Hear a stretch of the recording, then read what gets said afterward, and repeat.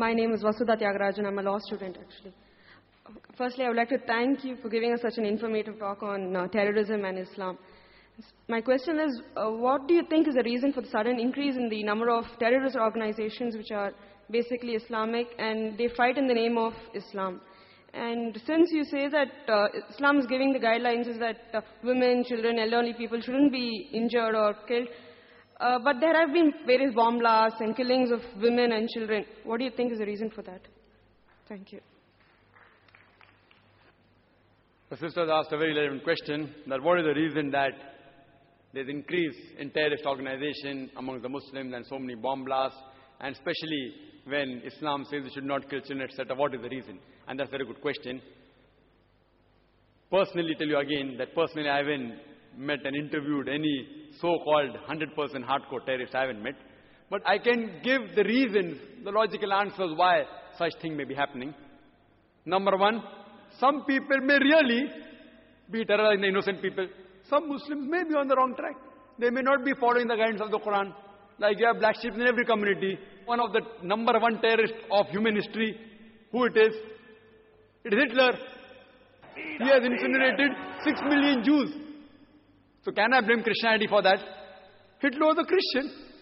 So I can't say because Hitler incinerated 6 million Jews, therefore Christianity says that you have to. He alone, if you add up all the terrorist organizations put together, I doubt whether it reach 6 million. One individual alone. Again, Mussolini. Mussolini is a Christian. So just because Mussolini killed thousands of innocent people, that does not mean I can blame Christianity for that. So there may be certain black sheep in the community. Black sheep may be calling themselves Muslims and may be in the wrong, maybe. Point number two. It can be that there are people who are harassed. Like you asked me, that today there is no Indian fighting for the freedom of the country.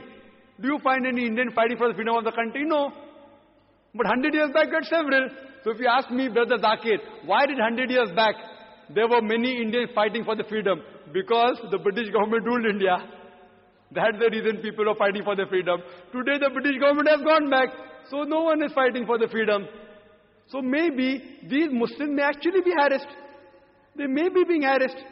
And you find this in several parts of the world, in Palestine, etc. That you find that maybe if you go to the history, if you go back to the history and you find that they have really been harassed.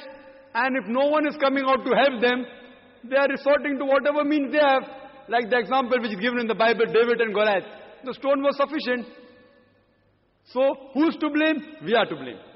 We are to blame that we aren't going to the root cause of the problem.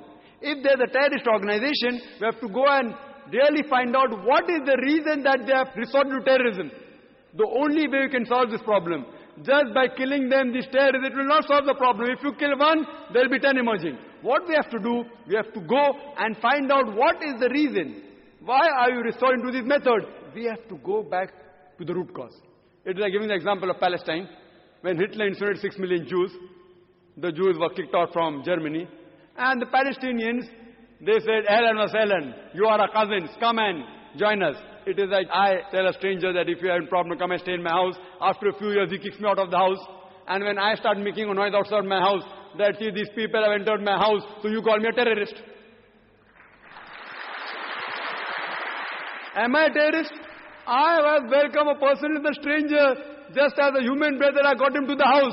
After a few months, he kicks me out, and when I say that I want my house back, you say that I'm a terrorist. Who's to blame? We are to blame. We are to blame. We have to find out that what is the cause of the problem. If we, who Almighty God has given us intelligence, has given even the power and to get together, if we get to the root cause, you'll come to know that why should a person want to die? Who would like to die? Who would like to die? A person who says that I say I'm going to get killed, so why not I die and take somebody else also?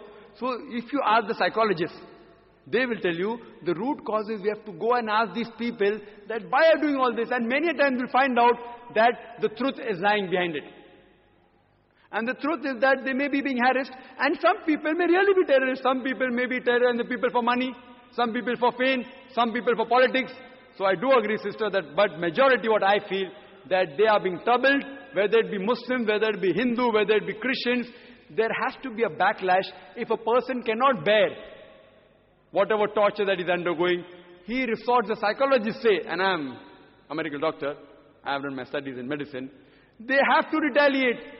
It is human nature. So why should a person who would not like to raise a finger, would like to carry a gun in the hand? Why? So what we have to do, we have to find the root cause and try and solve this problem. That's the only way we can see to it that these terrorizing the innocent people will stop, and all human